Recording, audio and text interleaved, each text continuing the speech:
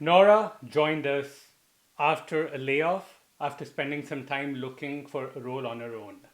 She was a senior product manager before. She has this amazing story where she landed a staff PM role in about 3 months, exceeded her expectations that she initially set up, and just learned a bunch about herself. So, if you want to hear this exciting story, just stay tuned for more. Thank you, Nora. Thanks for taking the time. It's always Yeah. great to see you. For folks that are haven't met you yet, maybe tell us a little bit about yourself. Yeah, sure. Going well. Good to see you again, too. Let's see, Nora Hughes. I've been in tech for about 10 years and in product specifically for 6. I'm in the Boston area. And I guess I'd say a little bit more about me as a product manager is that I started on B2B analytics work. And I really love user experience and experimentation. So I moved closer to consumer side and growth and was hoping to continue staying in that space.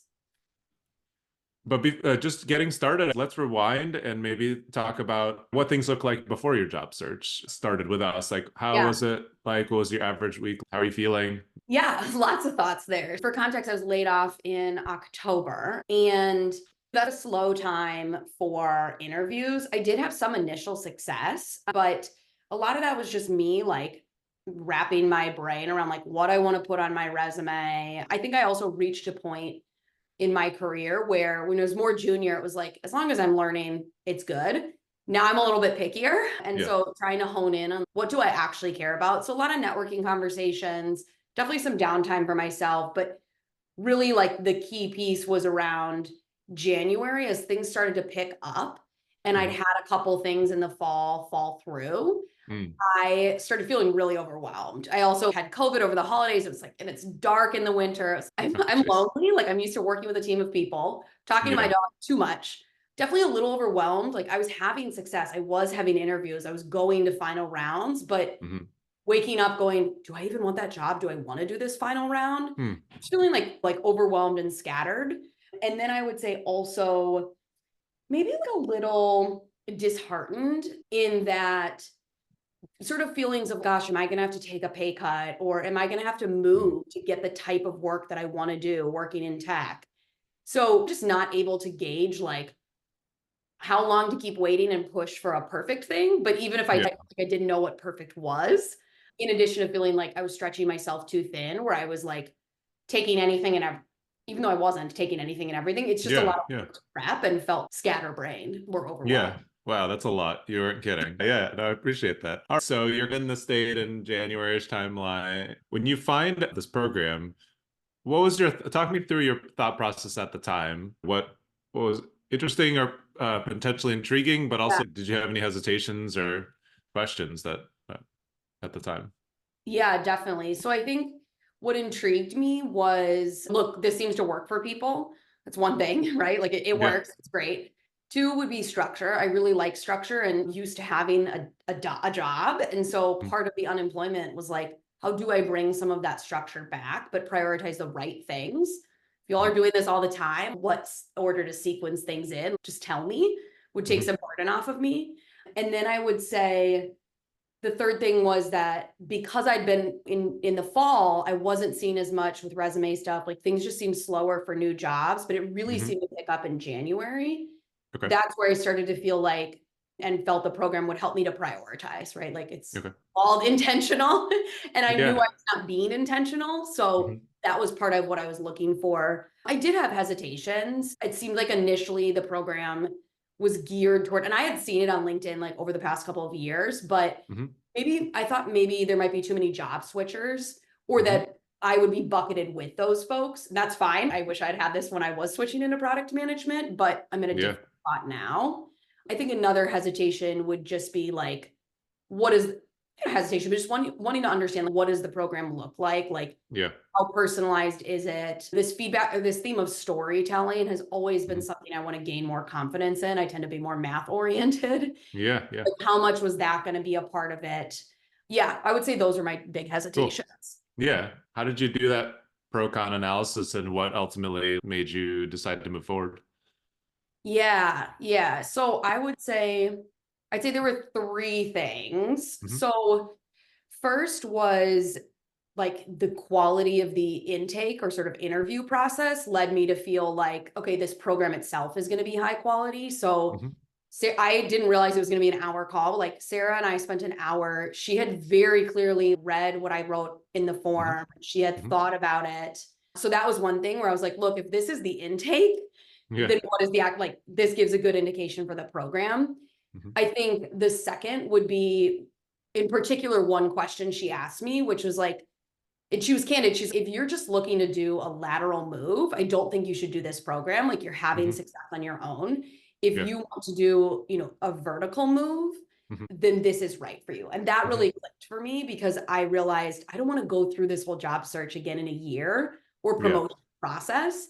I just want to do it now. And then I'd say the third was like the math checks out. Anytime you're spending money, like you want to know the ROI.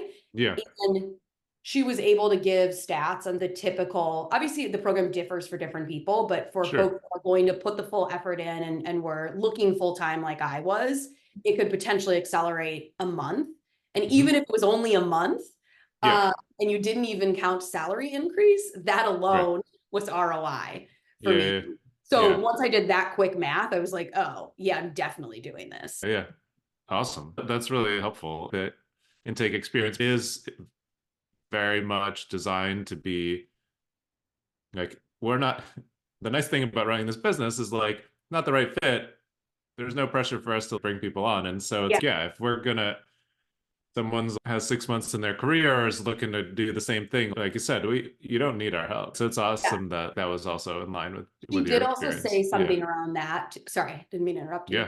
No, and on the math, it's such a good point because what is that value of that month? And I know we'll talk about this later, but there is generally a salary increase component to people getting new jobs. So that also does add to the math. But yeah, you're absolutely right. There's a dollar value on that. Yeah, and that was Sorry, like, you were going to add. If I didn't get salary increase, 1 month of my previous salary accelerate, like minimum, that was the bar that I had to get ROI. What I was going to say is that she did mention something around maybe 30% of people interviewed get accepted or matched with the program. So that was part of that like rigor piece that made me feel like, look, they're not just trying to take my money. Like she's critically evaluating if this is a mutual fit. Yeah. We have a lot of conversations behind the scenes when we're talking through candidates. So yeah, it's very much in line. Okay, cool. That's very helpful. If you're enjoying this content so far, make sure to hit the like and the subscribe button so you don't miss out on the next video that we put out. Let's fast forward a little bit. So that's like early stage. As you're working through the program, now you're in the program. Yeah. Talk to me a little bit about early insights, first big aha moment that you had. Yeah, what kind of sticks out to you? In the early phases of the program, the piece that I loved the most was like, there is a roadmap and it was a checklist. So it made me feel really good to be able to like check some things off. Again, I was doing a lot of stuff. I was having some success, but it was like, am I right sizing this? And should I continue interviewing with company A versus drop it and focus on networking? Like that structure and roadmap is what I needed. I even remember talking, I think it might have been you, where I was like, hey, I think I'm just not going to apply to anything for 2 weeks and focus solely on my narratives. And you were like, yes, that will increase your conversion rate. And I was like, oh, great. So just having that like thought partnership, that stuck out right away. I would say like the mindset stuff and also the like social connection or just not feeling alone stuck out. I knew I wasn't alone before. I have other friends searching for jobs, but other PMs that I could bounce ideas off of, or during those early weeks, I joined group coaching just to listen to what people were facing across the interview process. And there was just a lot of like camaraderie and that aspect. I would say one of the biggest ahas for me was being the interviewer in peer-to-peer interviews. For context, there's the structure of writing your narratives. And I've been going through that process. And again, I used STAR on my own, but needed someone to tailor it to PM processes and needed feedback, right? You do an interview, you never get feedback. So it was having momentum there, but I still was like halfway through my stories at this point. But in doing the peer interviews, it just made me realize how much of it is not like what you're saying is wrong, like you didn't do product right, or you're not good enough. It's literally just like human note taking. because I was do these peer interviews and practice with someone else, and I would be like, I didn't understand how the second thing you said matters. And they were like, oh, it didn't. But when you're trying Yeah. to be conversational and you haven't necessarily formed your narrative, or you don't know what matters, even things like someone saying, and I had done this before already, there are 3 things I'm going to tell you. I just told you 3 things. Like I knew to do that. Yeah.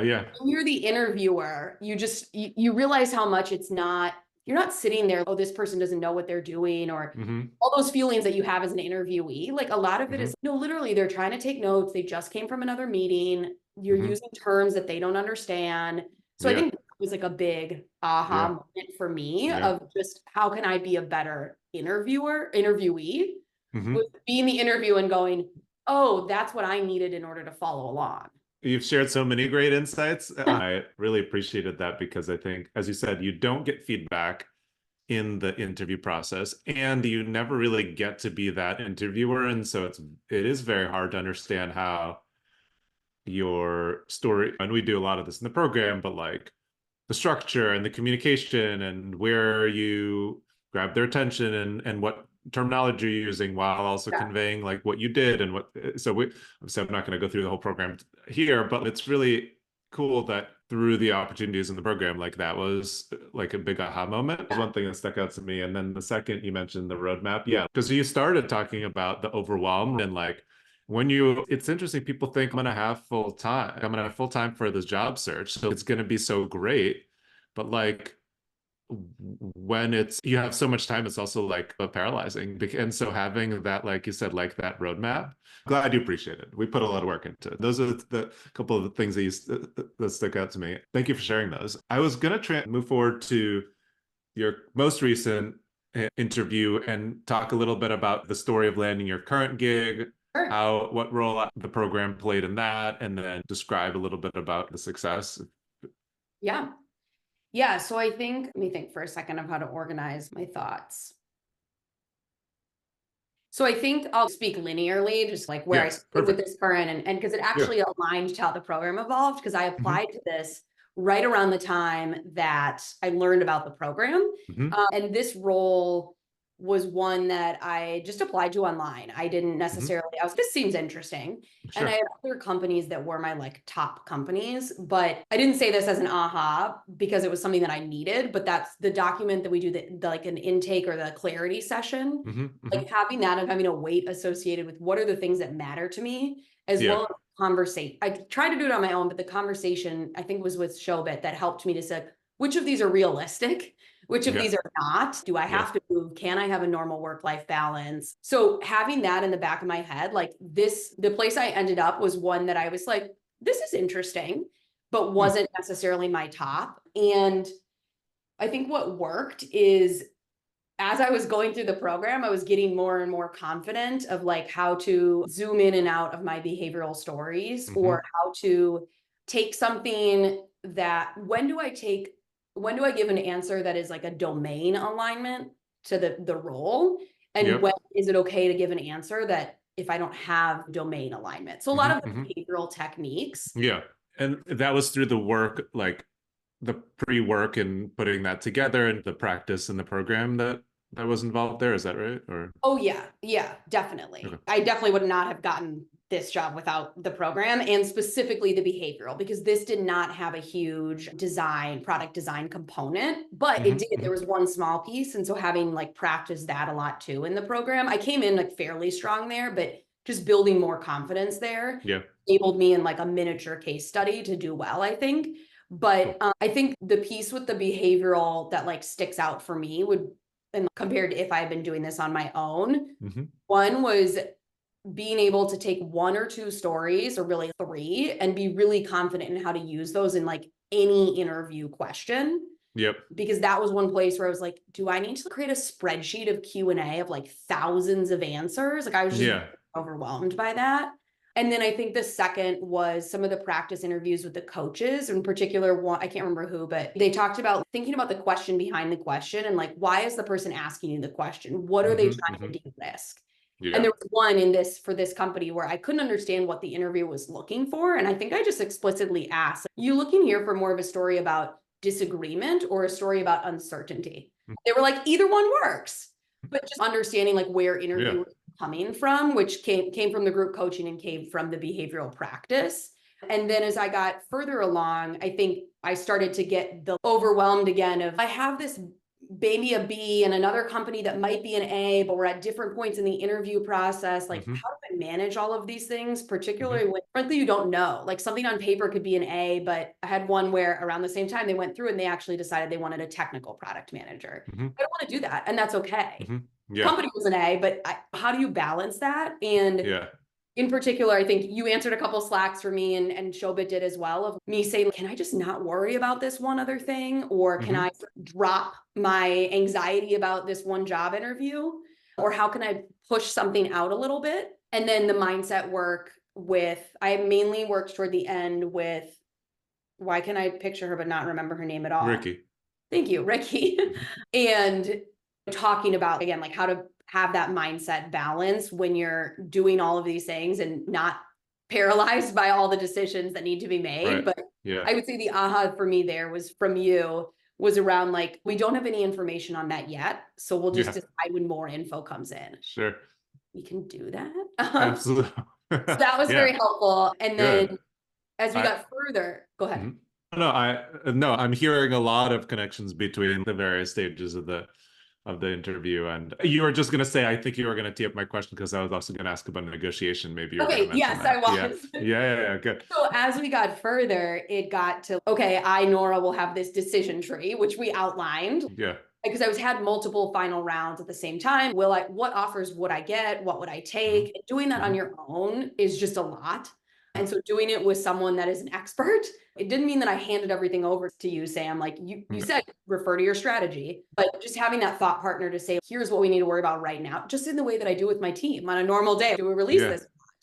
That was helpful, and was also helpful to not know my rights, know my worth, and just know how the recruitment process works. So like, what are the things that the recruiter is definitely going to say that I don't need to respond to? So just knowing like where I could push back on them. And then also recognizing that although I want to do right by all potential employers, like I have to do what's right for my career as well. And so not being afraid to push for a higher salary or a different start date, that level. No, and I was happy to help in that process. We definitely went through a number of negotiations, and it was cool to see that because you had thought through what was the plan and how was it going to align, and also what you wanted and didn't want. Like you were able to push back, as you said, like for what you're worth and not let them drive it. So I think we ended up with a good offer in the end. Oh yeah. Let's celebrate your success. Tell us about what we ended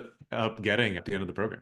Yeah, thank you. So I'm at a large public company, which was really exciting for me coming from startups and feeling particularly at this like economic time, like I didn't think that was a possibility. I have a large pay raise, very large, which is really nice. And it wasn't my criteria going in. Not only was this higher, but like the pay was always part of it, but I didn't realize what I could get essentially because I hadn't worked somewhere else and I hadn't done enough salary negotiations. So that was huge. I think what I'm excited about is that, and where it aligned to my strategy was wanting to feel like I'm working with other best-in-class product managers and product leaders, as opposed to some smaller companies where like I might be the most senior or the most experienced. And that's definitely the case. Like I'm already in conversations where I'm like, I need to go learn from that person, or those engineers know so much more than I do. I also wanted to be somewhere where I could have a little bit of more like domain expertise. I moved from like staff PM, and this I learned from the program, I think from Will, you're expected to narrow a little bit and then you go broader again as you move into managing other people. And I was having trouble. I felt like I was having trouble convincing interviewers that like, no, I was jack of all trades, master of none, like coming from startups, I can do all these different things. And I think this allows me to continue on this like machine learning, AI, ML, along with customer growth that had been the two themes. So that was just really exciting, and honestly didn't expect to get the offer because I don't think of myself as an expert in AI, ML, but being on the team now, I see how I fit into the composition of the team, which is really nice. let's see What is the role again? Tell me the Oh, title or yeah, staff product manager. AIML or I think the team is officially customer growth, and it's a B2C company. It's international, which is also really fun for me and nice. new. So yeah, teams all over the Cool. place and customers everywhere. Nice. Awesome. Congratulations again. Thank you. How would you describe this program and who is it Hmm. for? Okay, cool. Yeah, so I've actually talked to a lot of friends and been like, you should do this, or a couple, and like, sorry, they don't have it for design. But let's see, the way I would describe it is a combination of job search support and coaching with product management career coaching. So on the job search front, there's tactical things like resume reviews, tips for talking to recruiters. One for me that really stuck out was like, I was spending tons of time trying to customize my resume. And it's sure in a perfect world, we would all do that a million times, but got explicit guidance on don't do that at the expense of networking, right? Mhm, Like, mhm. how do I prioritize these different sort of job search activities? Sure. And all the way through, I was impressed with how personalized the program was. People are doing very different paces and have like very different backgrounds, but I was very pleasantly surprised, but it was truly very personalized. The personalization I mentioned, particularly for like behavioral practice and narratives. Mhm. And then I would say also like product management best practices and frameworks that I'm using in my current job and Nice. had before, but now I just have even more like practice with them and common language that people from other companies are using. So that bleeds into the sort of career coaching aspect. So some of those Yeah. like templates, best practices, you can Google them, but it's different than like actually going through an exercise with Oana, who has years of product management experience and pushes you on specific things. Mhm. And where I would say career coaching as well would be like the example that I gave of when do I have to, not have to, but when do I make sense for me to be a domain expert versus be broad? Mhm. Or what are the types of things like of these criteria on the resume, knowing that no one fits everything, like how do I kind of position or organize myself? Yeah. And so some of that I feel will serve me. Like this was my little MBA. I didn't do my MBA. So I call this my miniature MBA because it's like, these are the skills, like networking skills, like these are the things that I will use next time I'm applying for a job, in the current job, networking again. Mhm. So I would say I would describe it if I'm summarizing like a personalized product management and product career coaching program that you can take at your Awesome. own pace. Awesome. That's perfect. Let's end on that note. Cool. I really appreciate you taking the time. All the Yeah. best in your next role, and Thank you. we'll stay in touch. You want to be one of our next success stories? Make sure you book a call with us. I've left a QR code for you to scan. Go to our apply page, book time with us, and chat about your career and your journey to your dream product management role.